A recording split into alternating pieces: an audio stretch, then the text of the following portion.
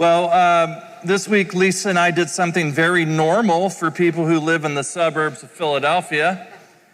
We bought some sheep, and not stuffed animal sheep, actual sheep, 4 Old English Southdown baby doll sheep. And that's a long name for an animal that looks like it escaped from a children's book. So now, do we know how to, the title pastor means shepherd. You know, all throughout the Bible, there's this imagery of shepherds, and Jesus is our shepherd, and we're the sheep, and blah, blah, blah. But do we actually know how to be shepherds?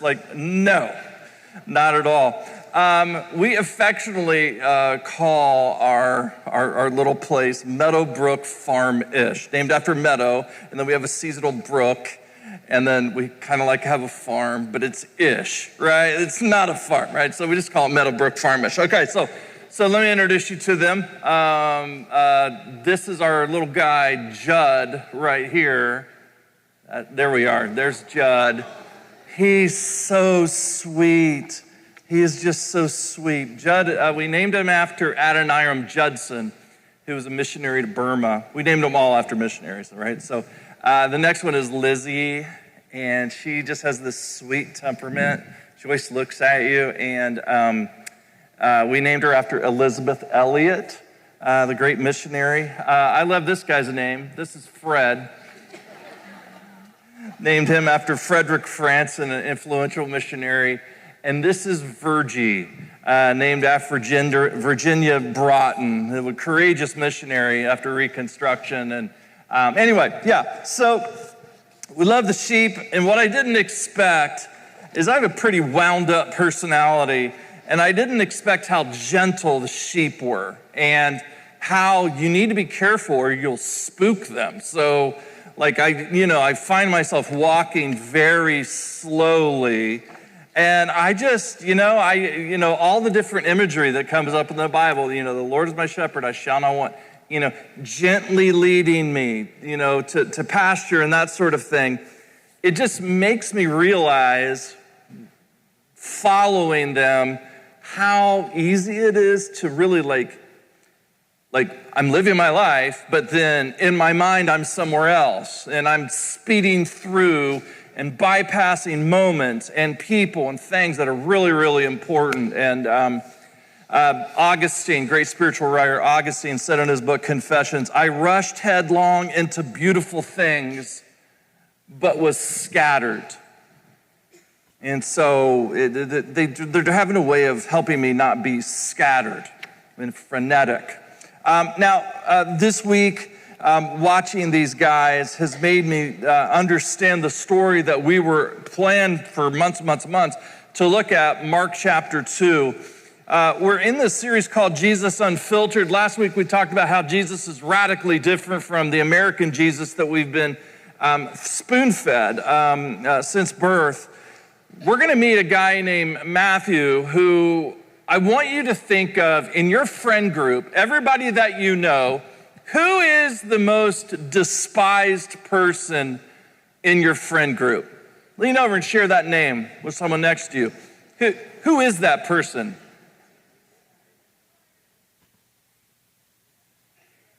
There's a good chance if you can't think of that person is you, right? So there's that. So we're going to learn Matthew. Matthew's a tax collector, and we learn a few things in this story. Is number one, everybody has a tax booth, right? Everybody has a place of shame in their life, and that God takes them and transforms them from. And the other thing is, really toxic people, toxic religious people that are the absolute worst, are very good at labeling people based on their worst chapter of their life. And Jesus is not like that at all. So we meet Matthew, this tax collector, and his identity is completely wrapped up in how other people talk about him. Can you imagine living your life, defining yourself, who you are, by how other people talk about you, how other people think about you? So what we find in this chapter is that Jesus doesn't wait for lost and broken people like Matthew to come to us. He goes after them. So follow along. Mark chapter 2, if you're new here today, We always take a portion of our services where we meet together and we read the Bible and we ask, how does this make a difference in my life? What is God saying to me Monday through Saturday? So we have an app. If you go to CCV Philadelphia, download our app, you hit the Bible tab and you can follow along with the passage. So I want you to imagine being at this party, okay? Once again, Jesus went out beside the lake. A large crowd came to him and he was teaching. So imagine the lake is over here, we're here, Jesus is teaching, and he's walking along and he's talking to everybody. And it says, as he was walking, teaching these people, he saw Levi, son of Alphaeus, sitting at the tax collector's booth. Follow me, Jesus said, and Levi got up and followed him. And then that night, while Jesus was having dinner at Levi's house, many tax collectors and sinners were eating with him and his disciples, for there were many who followed him. And when the teachers of the law, who were Pharisees, saw him eating with the sinners and the tax collectors, they asked his disciples, what the heck? Who is this guy? Why does he eat with tax collectors and sinners? And on hearing this, Jesus said to them, hey, it's not the healthy who need a doctor, but the sick. I've not come to call the righteous, but the sinners. And so I just want to point out a few things as we talk about how this applies to you and me. Number one is that Jesus is always seen beneath the label, right? Think of that person that you thought of that's like the most despised person in your friend group. Now I want you to think about you and what label you wear, right? We mislabel things all the time. In fact, I'll just share this. Lisa did a wedding yesterday morning at the shore. And I never get those weddings. Huh? Come on, people. So I went along and we took Meadow because there's a dog park there. And so she went and did the wedding, then I picked her up and we went to the dog park. If you're not a dog person, you don't want to go to this dog park. I mean, there are over 100 dogs all in this park and they're going, and it's a lot of fun. It's a blast. Your dog is over there and his is her and there and the balls and barking. It's crazy. It's chaos. Anyway, coming home, going through the great state of New Jersey, which is called what? The nickname? The Garden State. Or as I like to call it, hell, okay? So the Garden State, you're driving through the Garden State, you know, and if you've ever been to these stop-offs on the Garden State Parkway, they will have farms that will come and bring all their fruit and vegetables. And I've been to enough of these things that call them farm stands to know all they're doing is they're bringing stuff in from Mexico or they're bringing it in from Europe, whatever. Not that those things are bad, it's just they label them as from the United States, but they're not. So we stop, we're walking around, I want blueberries. Lisa says the blueberries are over there. She's walking around with Meadow. People were very helpful. And I'm like, oh yeah, see, just like I expected. And I picked up the blueberries and I said to the guy, these are not from New Jersey. Because the label says EU. You know where those things are coming from. He was like, yeah, but, and we're going on and on and on. And Lisa's like, why are you being so rude? I'm like, because I'm so sick of going to these farm stands and they're mislabeling these things. They're telling people that they're from this area and they're not. The label, legally, they have to tell you where it's from. I felt so bad that Lisa felt bad that I made him feel bad, that I gave him a nice tip when we left. We get in the car. To prove my point, I say, hey, take that label right now. Snap a photo, give it to ChatGPT, and ask it, where did this come from? And she reads it, and she said, ChatGPT said this came from the EU, Estados Unidos. Spanish for the United States. Like, I am such a moron. They are actually blueberries from Hamilton, New Jersey. I felt terrible. Pray for my soul. Anyway. So, we mislabel things all the time, and we mislabel people. We misread people all the time. So the passage says, Jesus is beside the lake. A large crowd came to him. He's teaching, and he sees Alphaeus at the tax collector's booth. Now, we read in Mark that they called him Levi. Now, I don't want you to miss that. Did you grow up with a nickname? Did anybody give you a nickname? Right? Do you like your name? Right? There are some people that they just kind of don't like their name. Maybe they'll go by their middle name or whatever. So Levi's at a tax collector's booth. Everybody hates tax collectors for 3 reasons. Number 1, they're collecting money for the enemy, the empire, Rome. Number 2, the system is always rigged. I don't know if you have anybody prepare your taxes. I used to pride myself. I do my own taxes until I took them to someone that did it, and I got substantially more money back because I'm an idiot. And so I'm not saying you have to have someone, but I have someone that does our taxes. And I will never do my taxes again. But here's what I want you to imagine is you're paying someone to prepare your taxes, and they say, let's say, for instance, you owe $5,000 in taxes. Here in the United States, we see the printout. We see what the government is asking. We see the fee that they charged. We go ahead and we'll pay the fee, right? In the first century, they would give you the amount, but they wouldn't give you the breakdown. So you don't know if the guy that's doing your taxes is charging you $5,000, but you really only have to pay $2,000 in taxes. And he's pocketing $3,000. So people hated these people. Number 3, tax collectors were socially and religiously contaminated. Now, the rabbis in the first century had a list of people that if they worked certain jobs, you weren't supposed to spend time with them, and you definitely didn't let them into the synagogue, and they weren't allowed to come into the temple.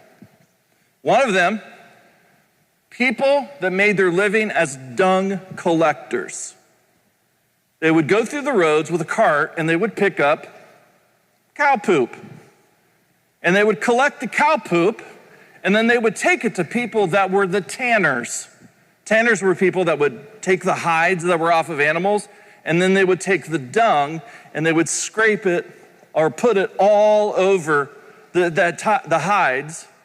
And so you weren't allowed to allow dung collectors to come into your synagogue. That would be kind of weird if they were on your greeter team, right? Hey, welcome.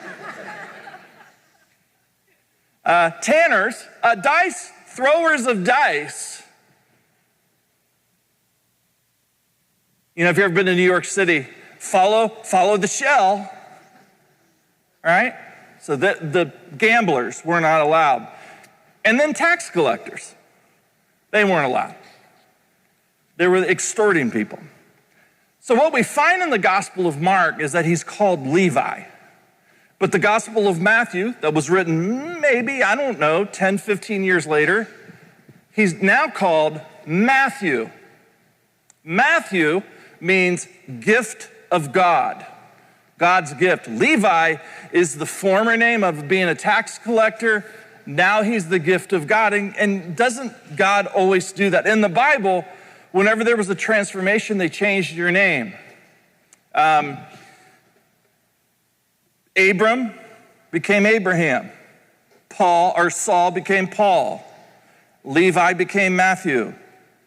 My name, Brian, and it was changed to Sexy Beast. It was the transformation. I started work. Anyway. So the question that I have for you is, what booth are you sitting in? You know, where you actually have started to believe the labels that people have given to you. Right, this is just who I am. This is the story. I'm broken because blank. I am divorced. My folks were divorced.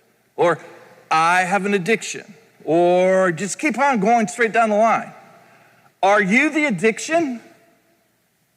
All right? Are you divorced parents? That's what the culture says, right? Here's the other thing. There's always a movement. And the movement, grace goes from the booth to the table, always. Booth to table. The booth is where you were. The table is the place of transformation. Grace always moves from the booth to the table. So hear me out. So you see Jesus is having dinner at Levi's house.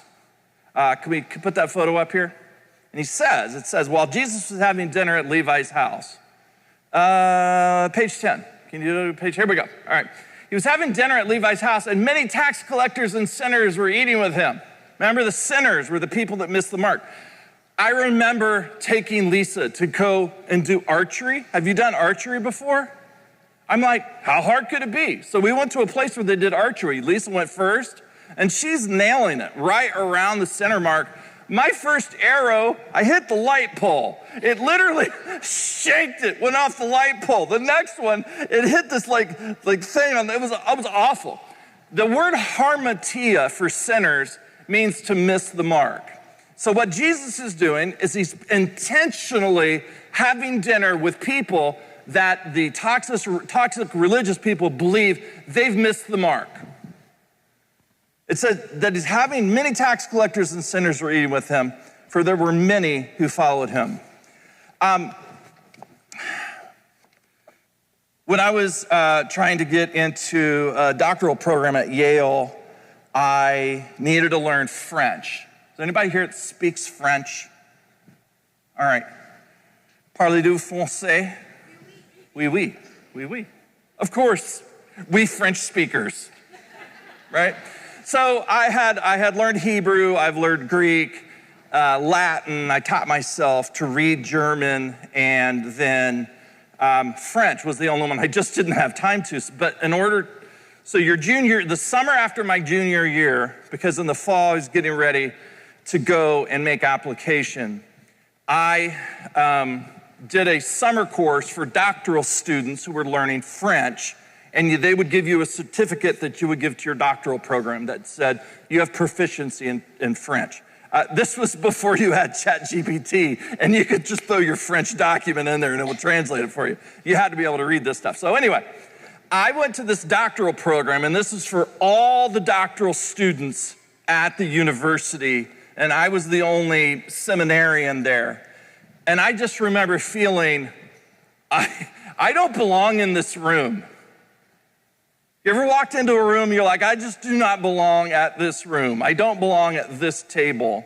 I remember the professor stood up and he said, what I'd like everyone to do is, because the doctoral students all have these prestigious internships. That was the whole point. You get this prestigious internship and then you make applications. So we're gonna go around. I would need everybody to introduce yourself, give us your name, and tell us the internship that you're doing. And one person introduced himself and said, he's doing an internship with NASA, and he is helping to design the arm that's going on the rover that's going to be on Mars.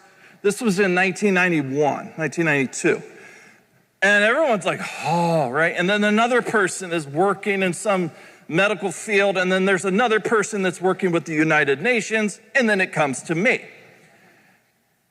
Hi, my name is Brian. I am working at this summer at the Commodities Corporation in Princeton. Thought that was impressive until he asked me, what do you do? And I said, I'm working in the maintenance department, cutting grass, because it's awesome. And I just slipped down into my chair as I'm around. I can compete with these people, but I just was at the wrong table. I spent 3 years during the summer working at this place. And it was one of the most profound experiences of my life, because I met Andrew Puchalski, who was a Polish lawyer, came over, fled the country with his wife and his 2 children, and he's working the same job I'm working as a seasonal employee. And I just remember talking to him one day, hey, Andrew, we're friends, and I go on, and he said, stop that. We are not friends. In my language, where I'm from, friend means that you share your heart with someone. And you are not my friend. That was my introduction to Andrew. It came back the next summer, and then the final summer. I met his wife, I met his kids.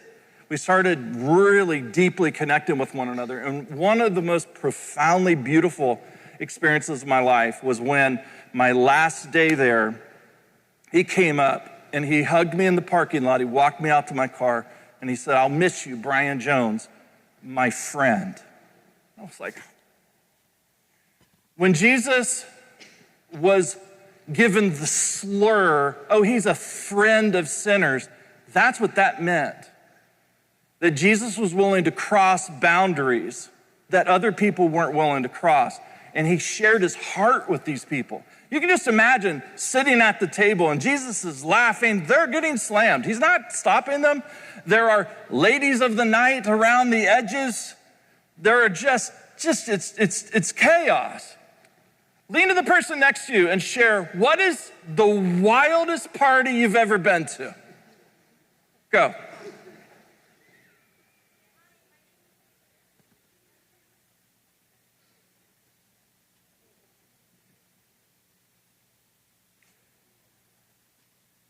I was at a party recently. The room was full of people with checkered pasts. They were bad. It was a staff party. And no, I'm just kidding.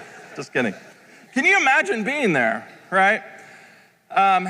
There's this band that I love. And none of you know who they are. It's a band called Camp.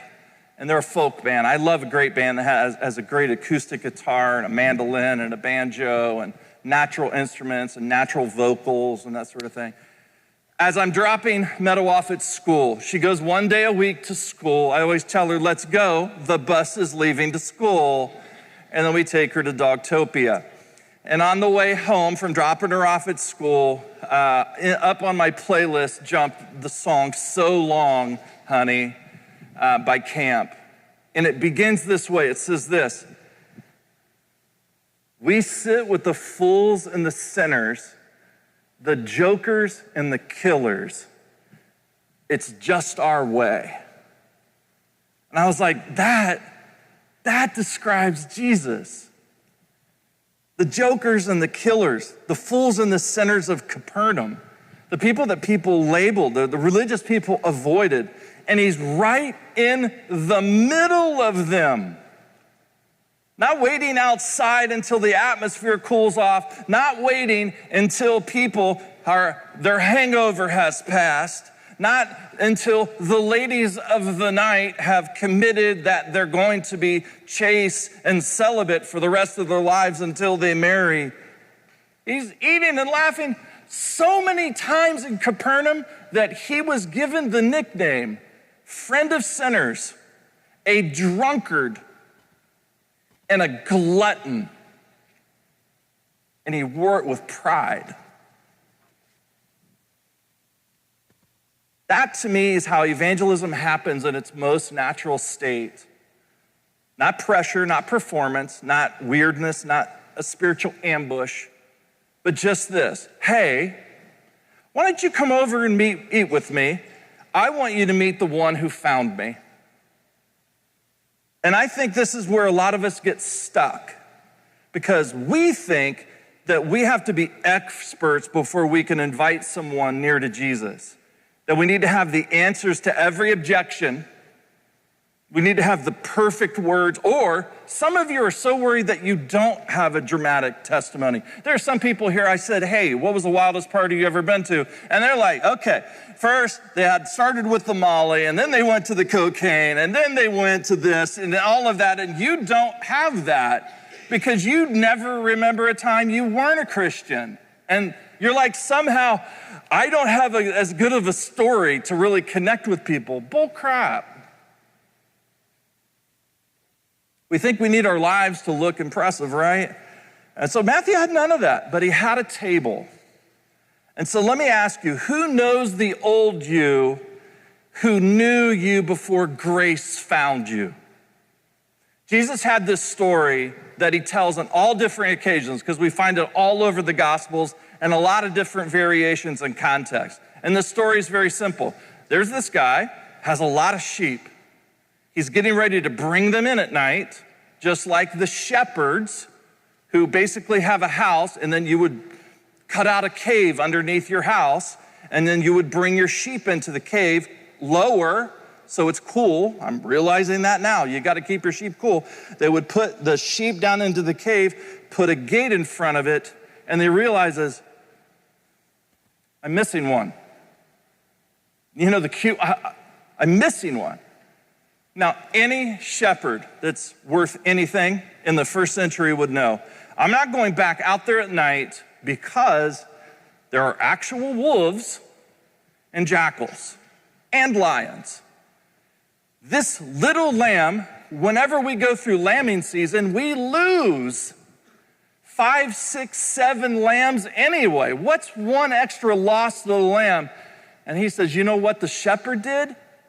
The shepherd did what God does. And he went back out and he searched, he risked his life, and he found them, and he came back with them on his shoulders. And he was like, that which was lost is found, let's throw a party. And I don't know if Jesus told that story that night at Matthew's table, but man, I think he did. Let me tell you what God is like. Not these idiots, you see them at the windows leering at us, these morons that walk around with all the little collars and the capes and that sort of thing, and they want you to call. Not these people. Let me tell you a story about a shepherd. That is what God is like. And so, I have some homework for everyone here. Are we ready for the homework? Okay. We're all going to try cocaine. All right, there we go. That's it. No. We're not going to do that. Here's what we're going to do. The challenge is this. This summer, I want you to set up a Matthew's table. I want you to set up a Matthew's table. And this can happen in one of two ways, okay?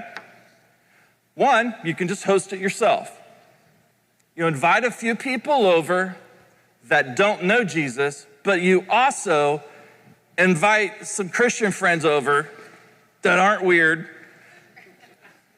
You preface that. And then you bring them together at the table, right? I imagine, right? There's Jesus, right?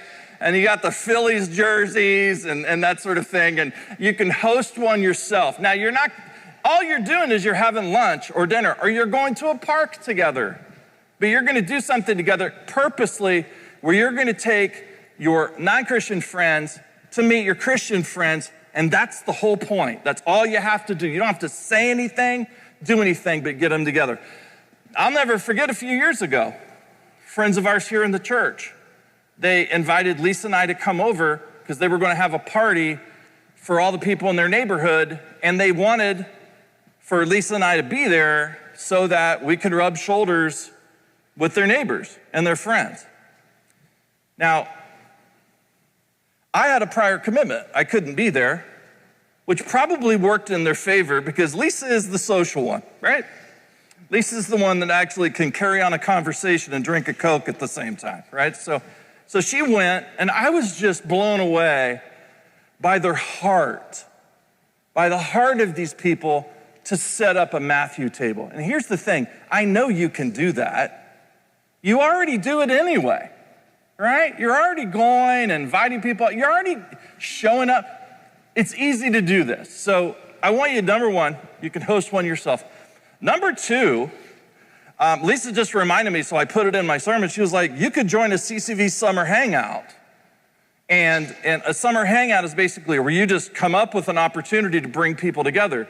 And if you'd like to host one, she said, go to the CCV events page and sign up, that we still need people to host. We have tons of people. We have a really great array. And what you could do is you could join one of those or you could host one. But here's what I'm going to ask you to do. I'm going to ask you to make a commitment right here, right now, that you are going to host a Matthew party this summer, okay? I'm not gonna ask you to put your thumbs in the air, but I want you to look at the people that you're with. I kind of want you to give a nod. And I want you to know that if you don't do it, what's going to happen? Thank you. You'll go to hell. Last thing I'm going to say. I don't think that we can underestimate how weird and confusing it is to be adrift in life, not knowing our way to find our way back to God, and then seeing in the media how Christians are portrayed, sometimes rightly so, and churches and pastors and all of this, and people are just begging for you to be normal. And what an opportunity that you have to invite the people that you work with, the people that you live around, your parents, friends of soccer, basketball, or debate, or band, or whatever it is, to come together and just have a meal together. I think if you did this, something eternal could happen. Because man, when you get someone that's a Matthew, that understands the grace that where they've come from, and you put them in proximity with a Levi that hasn't found their way yet, Matthew becomes a gift from God. Heavenly Father, I pray that you would use this summer in a very simple way to introduce people who don't know you yet to people who are following you.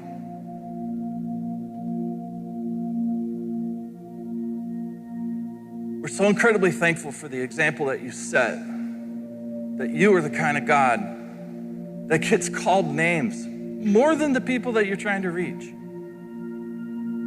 Help us to preach the gospel this summer, and if necessary, to use words. We pray this in Jesus' name. Amen. Thanks for watching today's message. Make sure to check out Brian's new book, Finding Favor, God's Blessings Beyond Health, Wealth, and Happiness. To sign up for Brian's newsletter, please go to Brian's website at brianjones.com.